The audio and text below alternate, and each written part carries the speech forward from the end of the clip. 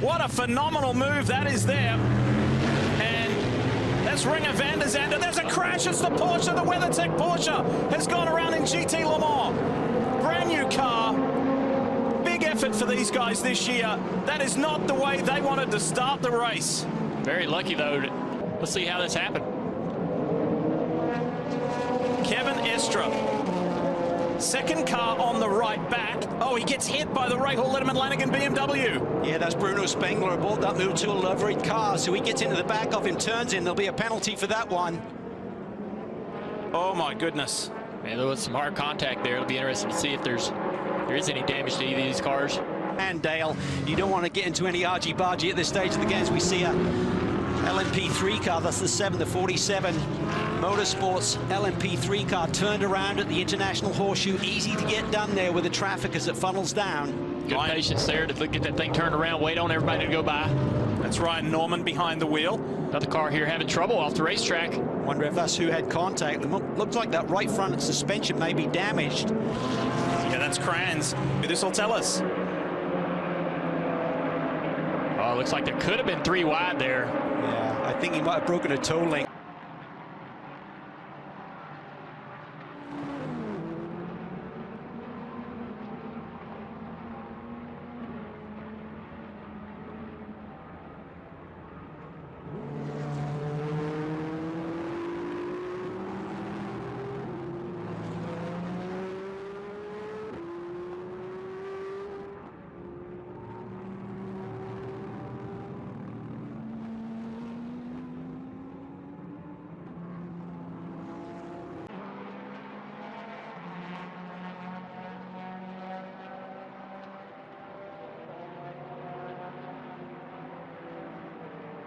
A little bit of strategy here. The original plan was to leave Jimmy Johnson in the car for a triple stint, meaning when they come down pit road, you see some contact on the racetrack with the car off the track. The plan was to leave Jimmy in originally when he was going to come down pit road, but they've made a call to put Simon Pagenaud in the car. Dale, you're right. Jimmy keeping terrific pace. Cal, what went wrong? Just got into turn 1 a little bit too late. You see the lock up there, then you're in the grey, you don't have the grip. Looked like he's almost maybe hung up on the throttle a little bit as he's on the brake at the same time, just drives it straight off the road. Quite a bit of damage to that right side suspension as it was crabbing off when he get back to the racetrack. As far as road course racing is concerned. Now Rick is developing programs across all forms of motorsport as the 21 Team Netherlands car, the LMP2, is into the wall. Rick, by the way, is planning to continue in NASCAR, and I think I can say with enough confidence, sources are telling me, Cody is also going to be driving. Pagenaud is going to go to the outside and roll this corner. Oh, we've got a big crash here. The back of the bus stop. Reese GT Le Mans car, the number 62 car, is up and away quickly. Some contact, probably in the braking zone, maybe a miscommunication. Yeah, here's how it happened. Big commitment down to the inside by the Risi Ferrari. James Collado, that was a risky move. Have a listen. It's down in the dirt there. Yeah, just a poor decision on that braking zone for the Ferrari to go. That was just a bad angle on entry. Look at that. Just not going to be able to make the corner. That's just the overlap with this multi-class racing that we expect. There's been a lot of conversation in the paddock, Dale, this weekend about these LMP3 cars. Essentially on lap time, they're very similar to GT Le Mans car. They achieve their speed in pretty much the same place down the straightaways, but right there is a late move. I think he expected maybe Cameron to carry a bit more speed through the apex. Same thing in the Corvette 01. First time on sticker tires at night, right into the fence. We got a car spinning around the bus stop, it looks like, the 91. That's the Riley LMP3 car. And safely gets going again. Cal. Spinning on entry to the bus stop. All by himself there, so just got a bit too much weight on the nose as he turned in. Been on board from the 3 car, look up ahead. It looked like he's wide, actually. From that angle, he was nowhere near the apex. Probably just missed his marks there, Dale, then try to get it turned in. Yeah, such a blind corner down the back straightaway, looking at a bus stop.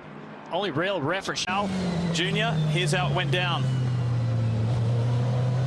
This is coming through turn 5. He just gets a little wow. That just dumped him. Yeah, he did. My goodness. sure what happened before that, whether he's a little frustrated with maybe getting blocked, but either way, you know, that's going to draw a penalty, and that costs you 45 seconds, and you're also risking damage to the car. So that 24 car is...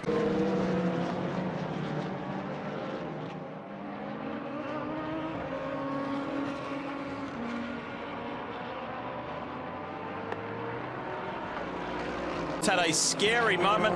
Townsend, that's your car. Yeah, unfortunately, you see him backwards there. We don't see the start of the incident. Riding on board here with the 55, you just see dust and tail lights and then those Lexus headlights.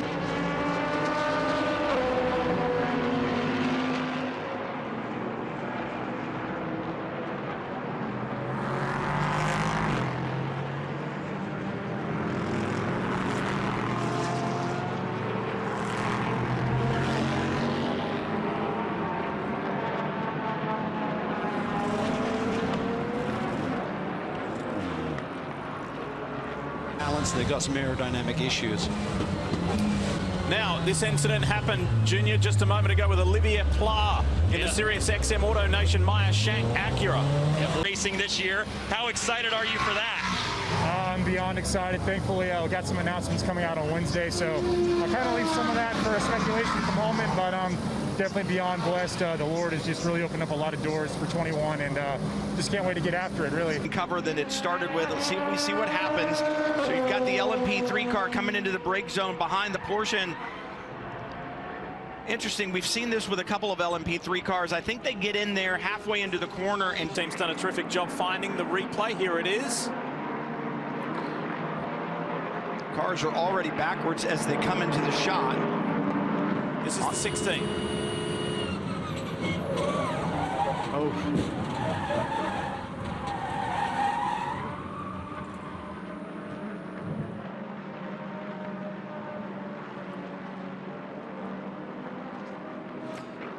Yeah, I mean, it's really hard to see where it begins, but I don't think that was a connected incident.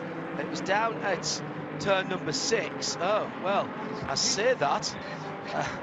And of course, side-by-side contact between those two cars at turn 6. Jeremy Shaw is in 5th position, but another 47 seconds back. That's how it stands. And we've got a problem out on the racetrack.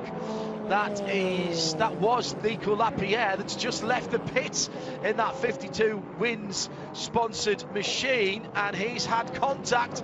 That was your Mazda in-race update. Great love call, the tape apes. Out of the pits.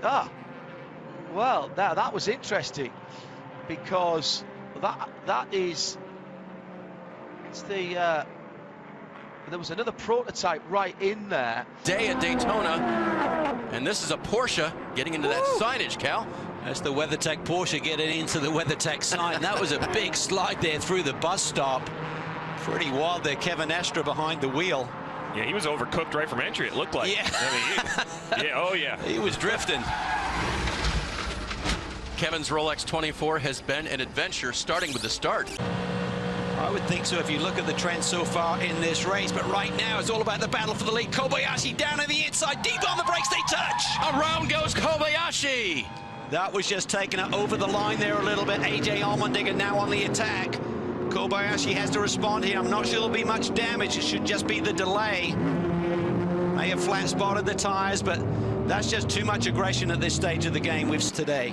Here it was coming through the trioval. Kobayashi looking to the inside, the car on the right. Just not too late there, Cal. Yeah, there wasn't really enough room. He dropped that left side. You saw the dust kick up, and you're just going to lose a little bit of grip. And it's such a tricky braking zone anyway. And when you've just got a little bit of turn in the wheel and you're still hanging on the brake pedal a little bit longer than normal, that's going to turn the car around. Watch that. He has to get on the grass there. Just crosses that white line. Van der Zande lucky that he didn't get turned as well. These two drivers who are both going for 3 straight overall, they used to be teammates. Now competing against each other, they know each other's tendencies.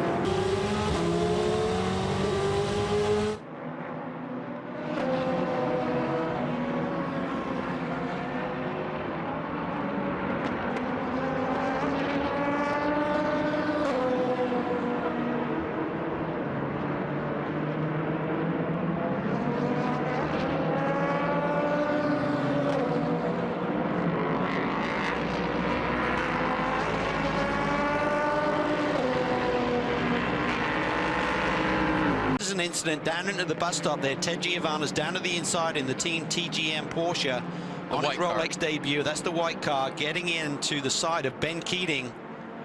And Ted's just in the grays, in the dust. He's in the part of the racetrack where you don't have the grip. So I'm not sure how that evolved, how they got to that point, but that was not going to work. Giovannis will get a drive-through penalty for driver responsibility. He was late to the brake pedal. You know what? We don't think that's a problem. We think what we're hearing on the in-car camera is actually a driver cooling fan as that battle for third continues to rage. And there's a car off the track, Dave, as the DPIs are getting ready to come to pit road. Yep, that's the 52 around. Split, so you get pushed to the front of the pack. Let's take another look at this. And that's Huffaker he just behind the gets wheel. in really late. And the problem is if you get in too deep, you shouldn't then see the car.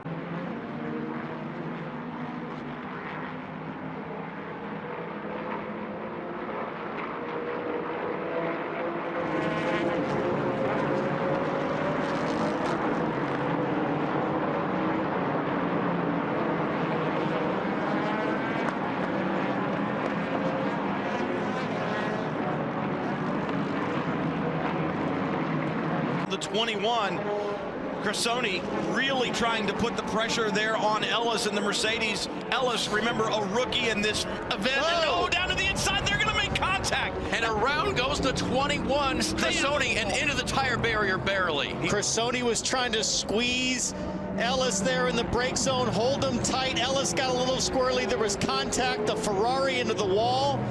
Not sure if the left rear is flat. It looks like it's down. Watch this. Watch the 57 there. Ferrari's giving him a little bit of the squeeze job in the brake zone, and he just loses it. The 57 just kind of gets some oversteer, locks up, crosses up, and with the correction right here, he's going to get loose and then touch again. I think there was initial contact that tipped the nose over, and then as he corrected, he had to open up the radius of the corner.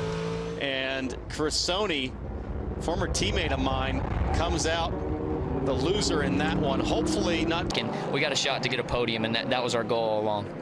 Steve talks about the Daytona 500, which obviously is in a couple of weeks. But guess what? We're back here on the road course. So that we knew it was about bringing it home, but the shot at the podium was gone, unfortunately. Yeah, two-time champion. You know what it's like to run up front and compete in those closing laps. Unfortunately, is that now we have a little bit of an issue here. I can't quite make out which car it is. Oh, I believe that's the 11 LMP2 car. Let's see if this brings out the yellow. This could change everything. A full course yellow at this point in the game could change everything. We talk about the schedule down here, the roar being moved up, and now we're into the race weekend. Rob, I think we're going to get a replay of the issue on track first right here. Oh, just basically an abort mission. Too fast into the bus stop. That's a scary place to come back on right there. How hard is it to get into the bus stop? So flat? What's your perception? I mean, I'll tell you what, GT cars aren't flat into the bus stop. Well, I mean flat as far as like the track itself. Happened here to the AF Corsa Ferrari of Daniel Serra at the International Horse Through, right through the Rolex signage.